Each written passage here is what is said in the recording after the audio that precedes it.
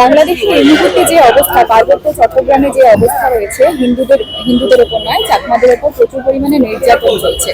এই যে বিষয়টা নিয়ে আজকে আপনারা এখানে তুলে ধরেছিলেন, যখনই যে কিছু প্রতিবাদকর্তাকে গ্রেপ্তার করা হচ্ছে, এটা কি গণতন্ত্র পুনঃপ্রতিষ্ঠা করার একটা প্রতিশ্রুতি এসেছিল? ইউনূস সরকার যখন এসেছিল এখানে, এটা কি গণতন্ত্র পুনঃপ্রতিষ্ঠা বলা যায়? বাংলাদেশে বর্তমান যা পরিস্থিতি সেটা পুরো অরাজকতার দিকে যাচ্ছে এবং সেই অরাজকতাটা একেবারে কট্টর ইসলাম আশ্রিত হবে। এর মধ্যে গণতন্ত্রের কোনো নাম গন্ধই নেই। আচ্ছা, আপনাদের তরফ থেকে কি ধরনের পদক্ষেপ আরো আগামীতে নেওয়া হচ্ছে? আমাদের তরফ থেকে মানে ক্যাম্প আর অল ইন্ডিয়া রিফিউজি ফ্রন্টের তরফ থেকে একমাত্র পদক্ষেপ হতে পারে প্রচার করা, চেতনা জাগ্রত করা।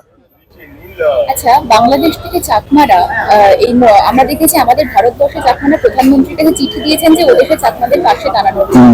প্রধানমন্ত্রীর তরফ থেকে কি সদর্থক কোনো ভূমিকা পালন করা হবে আগামীতে, কিছু জানেন? আমি বলতে পারবো না, সেটা প্রধানমন্ত্রীকে জিজ্ঞেস করা ভালো। আচ্ছা, এই মুহূর্তে যদি ভারতবর্ষে সেই ধরনের বাংলাদেশ থেকে সেই হিন্দুদেরকে নিয়ে এসে এখানে অ্যাকোমোডেট করার জায়গা কি দেওয়ার মতন ভারতবর্ষের ক্যাপাসিটি রয়েছে?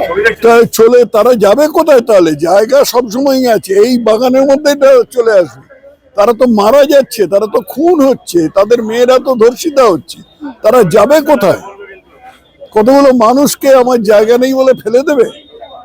বাংলাদেশে যে অরাজকতা চলছে, নারী নির্যাতন চলছে, সেখানে কি ইউনূস সরকারের আরো বেশি ইউনূস সরকার বলে কিছু নেই বাংলাদেশে, এখন সম্পূর্ণ অরাজক অবস্থা। ইউনূসকে ফুটবলের মতন ব্যবহার করা হচ্ছে। কতগুলো এই দল একবার লাথি মারছে আর ইউনূসকে বলছে অমুকটা বল, ইউনূস সেই কথা বলছে, আবার ওই দল লাথি মারছে, বলছে ইউনূসকে বলছে সেই কথা বলতে হচ্ছে। ইউনূসের কোনো দায়িত্ব নেই, ইউনূসের কোনো কর্তৃত্ব নেই এবং ইউনূস সরকার বলে কোনো জিনিস নেই। বাংলাদেশের সম্পূর্ণ অরাজক অবস্থা।